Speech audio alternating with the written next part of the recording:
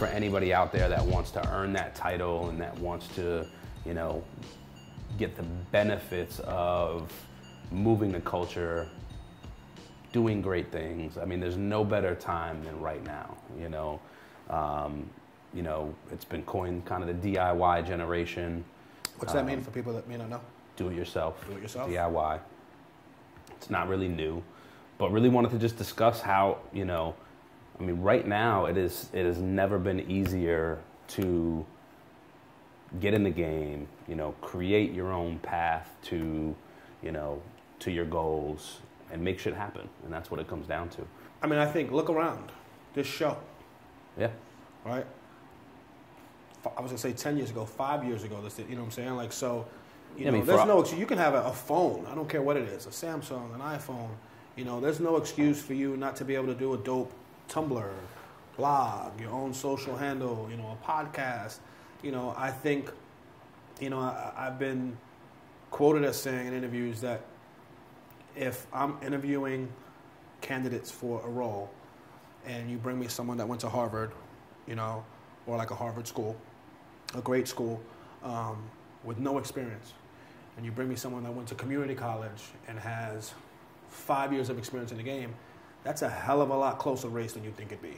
Yeah, absolutely. And that's the thing is, like, right now there's the barriers to entry into anything you want to do. You want to create a clothing line, you want to start a blog, you want to, anything you want to do, the barriers to entry are basically non-existent due to just the access to information that we have now. So, I mean, really for anybody out there that wants to, you know, create and do their own things, it's you know, the only person keeping you from doing that is yourself. And like you said, I mean, you know, other than having you know, a real product or output of what you've done to show somebody, whether you're trying to get a job or, you know, get down with somebody or get involved with, you know, a movement, you know, there's no better way than proving yourself than to have a body of work, to have a portfolio of things that you've gone out and done on your own to prove and showcase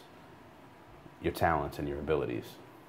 Look, I think, you know, it's going to sound a little corny and mad cliche. I think the generation that's coming up right now today, you know, has never had, you know, more opportunity. And I try to, you know, I don't do as many speaking engagements to kids as I would love to.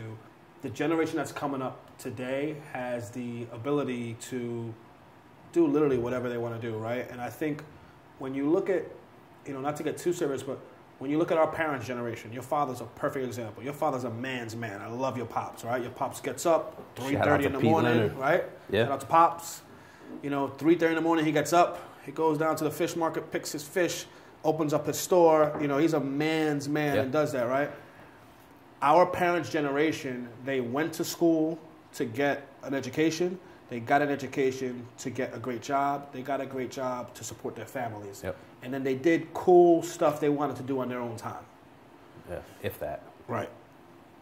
Our generation, the generations after us, have the opportunity to do whatever it is they want to do and be truly great at it and make a living out of it. How many DJs do we know that make a phenomenal living DJing?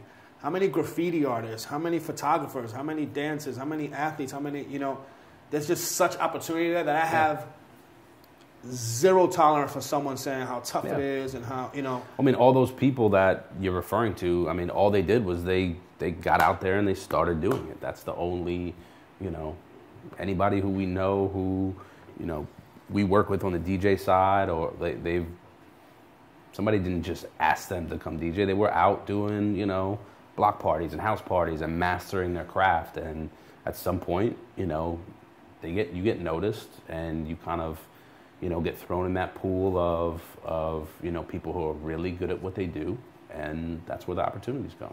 Yeah, look, I think, you know, another big one to that is this show is a perfect example of that, right? And we know, you know, you and I, producer Eric behind the camera, I think, you know, we talked about this idea for 4 or 5 days. We brought Eric in, we talked, you know, and we got in the room and started filming, and you know, we figured it out, and we're still figuring it out. Yeah. You know, and that's why I started the show. But I started the show talking about feedback and stuff. And my point in we just did it. But my point in that is just do something. Just do it. Put something out into the air. Do something. Start a blog. Do something, and figure it out on the go. Because I think what happens a lot, especially with younger kids in the industry, is they're trying to figure out the perfect job. They're trying to figure out the perfect opportunity. They're trying to figure out the perfect salary. They're trying to figure out, just do something. And I don't care if you got to wait tables during the day. I don't care if you need to, have a job that you're busting your ass and isn't exactly what you want to do, but get your foot in the door, man. Like, do what you got to do to kind of pay the bills and keep the lights on.